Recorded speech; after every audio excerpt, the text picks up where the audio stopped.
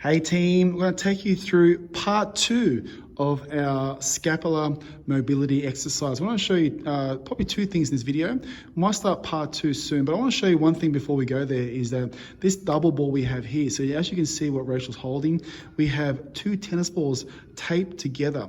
So what you're going to do here, I might get the ball off Rachel and have a look at the back. So once you've done the single ball, or you can even go to double ball straight away, it's up to you. So with the double ball, you can actually do this with both arms moving if you go back to part 1. So you want the ball to sit right just underneath the scap and make sure the spine's in between the ball.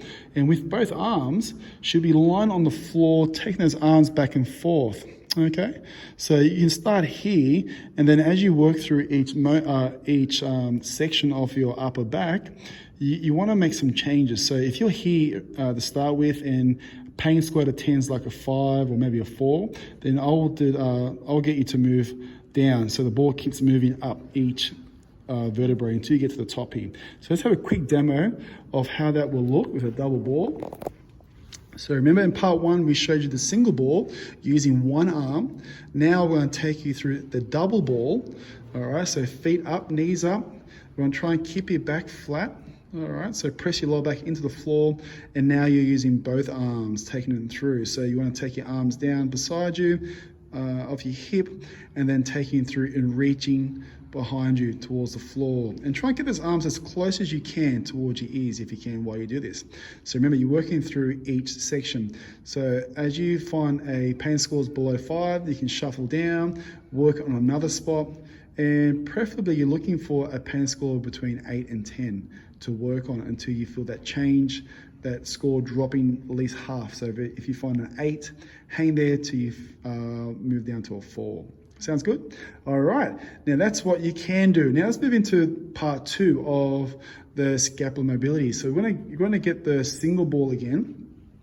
And all I want to do is show you guys what you can do to finish off with the scapular mobility. So once you work around the scap, once you start here and working around the scap, you're going to come to this area here, the trap, which can be quite tender.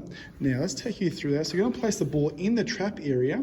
Now the setup's a little bit different. So once you get to the trap area, you're going to have your heels planted. You're going to raise your hips off the floor, squeezing your glutes. You're driving your weight into that tennis ball.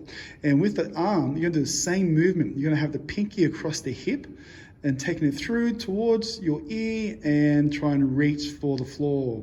And you're going back and forth. So this actually can feel quite therapeutic too. So if you have a tight trap, maybe tight shoulders, neck, we've even had people in our gym who has experienced headaches in the past and found this mobility drill actually has helped get rid of those headaches or even reduce them. So this is a great one to do, and we know you guys will love this one. So taking you through, take your time with this. So remember, start with the scaps first, and this is what you can finish off with, working through the traps and just releasing anything tight around that area, which will maybe help you with your posture if you do it often enough. All right, so this is part 2 of the scapular mobility.